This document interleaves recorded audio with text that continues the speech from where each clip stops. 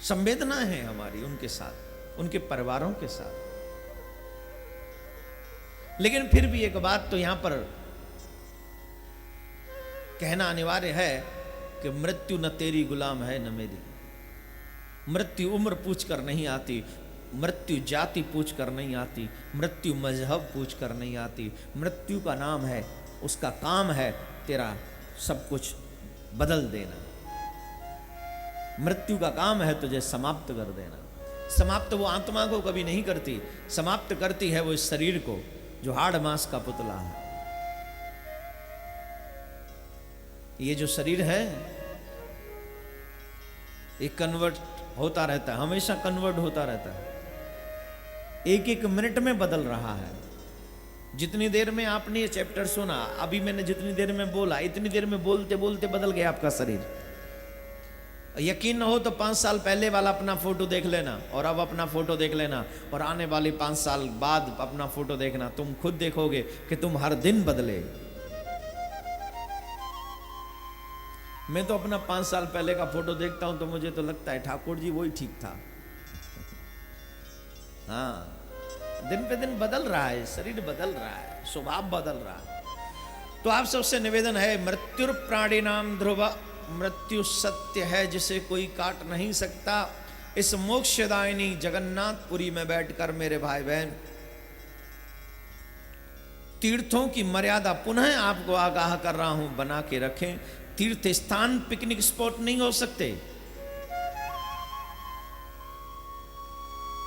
ऐसी कोई भी ड्रेसेज हमें तीर्थों में पहनकर नहीं जानी चाहिए जो सामने वाले व्यक्ति के हृदय में दुष्भाव पैदा कर दे।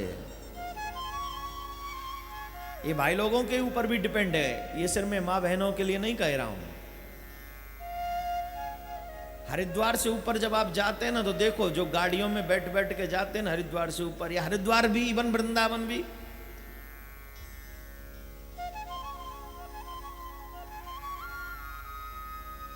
ऐसे ऐसे ड्रेस होते हैं कि अच्छी बात नहीं है। अरे भाई तुम कुछ भी करो, अपने घर में रह के करो या मार्केट में जाओ तब करो, लेकिन जब भगवान के यहाँ जाओ तो कम से कम सर ढक के जाओ। कम से कम ऐसे ड्रेस पहन के जाओ कि देवता भी कहें कि भाई तू इंसान ही बना के भेजा है, हमने इंसान ही बना रहे।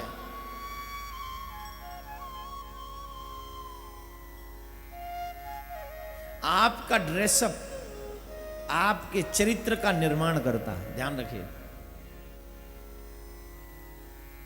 आप जैसी ड्रेस पहनते ना, सामने वाले को पता चलता है ये कितना open minded. Open minded means चरित्रहीन। ओपन माइंडेड मींस चरित्रहीन। आपका ड्रेस बता देता है कि तुम कितने श्रेष्ठ विचारों के हो और तुम कितने गिरे हुए विचारों के हो। बहुत से कहते कपड़ों से क्या होता है, नहीं होता तो फिर पहनता ही क्यों है? कपड़ों से जब कुछ नहीं होता तो फिर पहनने की जरूरत क्या है? सुखदेव मुनि की तरह ऐसे ही घुमा कर नहीं घूम सकता, क्योंकि तुझे पता है पर्दा चाहिए, और अगर पर्दा चाहिए तो पर्दा अच्छा चाहिए, बुरा पर्दा नहीं चाहिए। तू अपने घर में फटा हुआ पर्दा लगाएगा क्या? बोल, घर में फटा हुआ पर्दा नहीं लगा सकता, बॉडी के पर्दे को फाड़ लेता है, ये अच्छी बात है? तेरे घर के अंदर कोई बिना पर्दे के भी रह ले तो कोई बात नहीं, लेकिन तेरा तन बिना पर्दे के रह ले तो ये अच्छी बात नहीं मेरे भाई बहन। या तो उस श्रेणी पर पहुंच जा, और अगर उस श्रेणी पर नहीं पहुंच सका है तो control yourself my dear.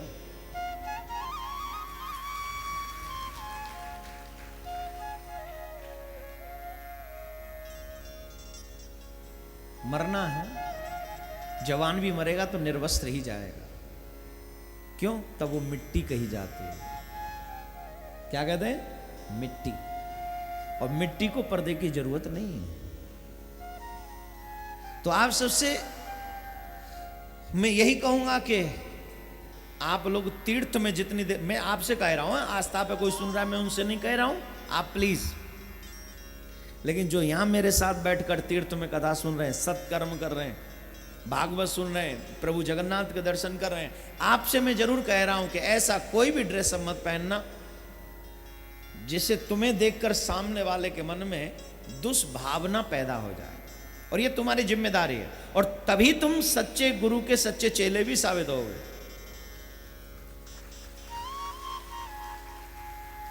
तुम्हारे चरित्र से तुम्हारे गुरु का भी नाम जुड़ा होता है, ध्यान रखना। तो तुम्हें अपने साथ साथ अपने गुरु की मान सम्मान भी बचा के रखना है, और तुम्हें अपने साथ साथ अपने धर्म का झंडा भी ऊंचा रखना है। सब कुछ तो मतलब कहते हैं ना, बेटी के नाम से, जब बेटी हमारे घर में होती है तो दो परिवार जुड़ते हैं, एक पिता का एक पति का। अगर लड़की कुछ गलत कर दे तो दो परिवार लज्जित होते हैं, लड़का कर दे तो बाप का नाम लज्जित होता है कि नहीं? वैसे ही आध्यात्मिक विषय में अगर कोई व्यक्ति गलत कर दे तो उसमें गुरु का नाम भी बदनाम होता है कि गुरु कौन है, किस धर्म को मानने वाला है, वो धर्म भी जुड़ता है।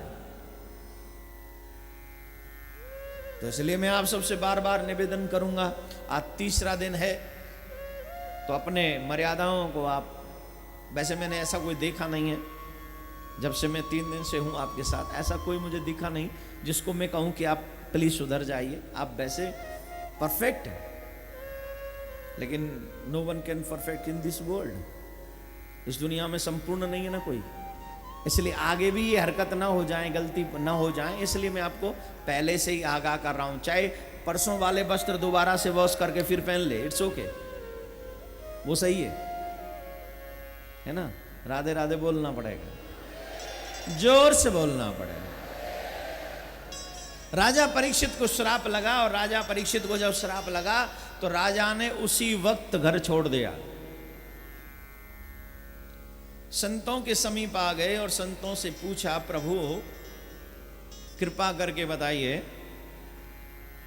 अत पृच्छामि संसिद्धिं योगिनां परमं गुरुं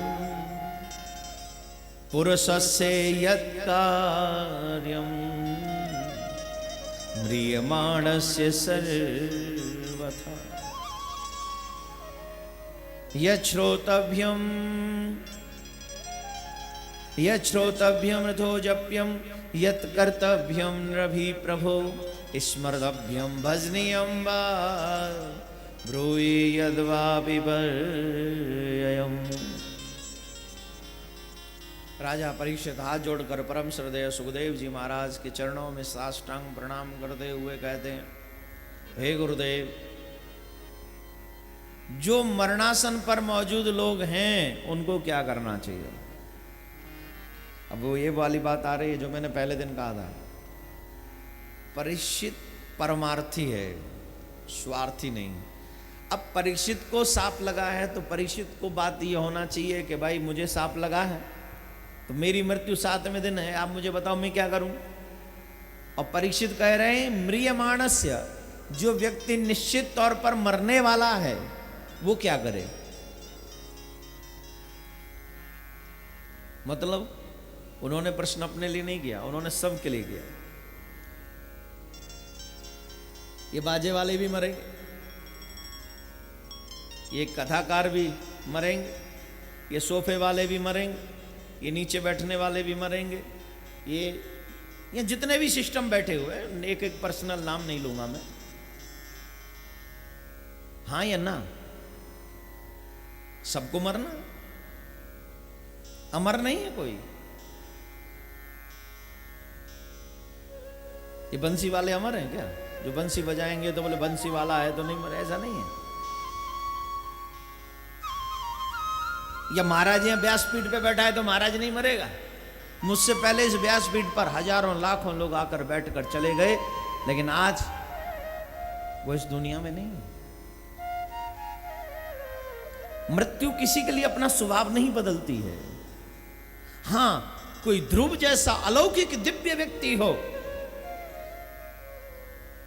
जो सन्निकट हो गोविंद के।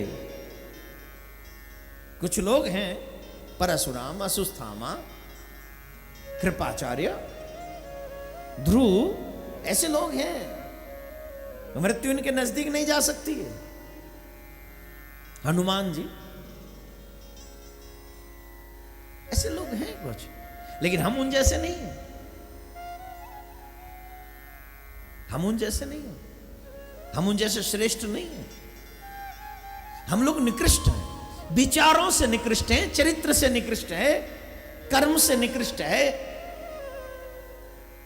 ये सच सुनना नहीं चाहते। आजकल लोग चाहते हम चाहे कितना भी पाप करे फिर भी लोग हमारी प्रशंसा करे, अरे तेरा भला करे, पापों को ज्यादा बखान कर जिससे पाप यहीं समाप्त हो जाए, तो वहां जाए तो भगवान भी तुझे देख सके।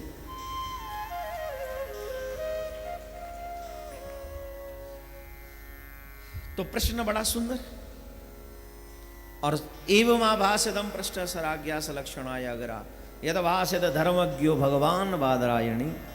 सुखदेव जी महाराज ने कहना प्रारंभ किया। वरीयनेशते प्रश्न कृतो लोकहितो नृपः। हे राजन, जन कल्याण का प्रश्न करने के लिए आपका धन्यवाद, साधुवाद। आपने जो प्रश्न किया है वो समस्त भूमंडल पर वास करने वाले लोगों के कल्याणार्थ किया है। क्यों? क्योंकि मृत्यु को सुधारना ही जीवन का परम ध्येय है, परम लक्ष्य है। मानव जीवन के कुछ लक्ष्य होने चाहिए। वो लक्ष्य क्या है? एक लक्ष्य है ईश्वर का दर्शन इस मानव जीवन में हो जाए किसी भी तरह, प्रत्यक्ष प्रकट होकर वो जैसे तुलसीदास से मिलते हैं, जैसे सूरदास बाबा से मिलते हैं, जैसे मीराबाई से मिलते हैं, वैसे हमें भी प्रभु मिले, ये चाहत जरूर होनी चाहिए। बोले महाराज हमें कैसे मिलेंगे? एक बुलाते हो सो बड़ो जल्दी सो फुर्तीलो सो, भगवान के साधु बाबा के पास में गए, बोले महाराज मुझे भगवान के दर्शन करवा दो। बोले बिल्कुल करवा देंगे, चुनो आ जाओ। बोले महाराज या कलयुग में ऐसा करते हैं। बोले चुना ऐसा, जब तेरे दर्शन ऐसे के तो भगवान के वैसे के। जब शैतान का दर्शन हो सकता है तो भगवान का नहीं होगा क्या? बोलो हाँ या ना। जब बुरे लोगों का दर्शन हो सकता है तो अच्छों का भी होगा।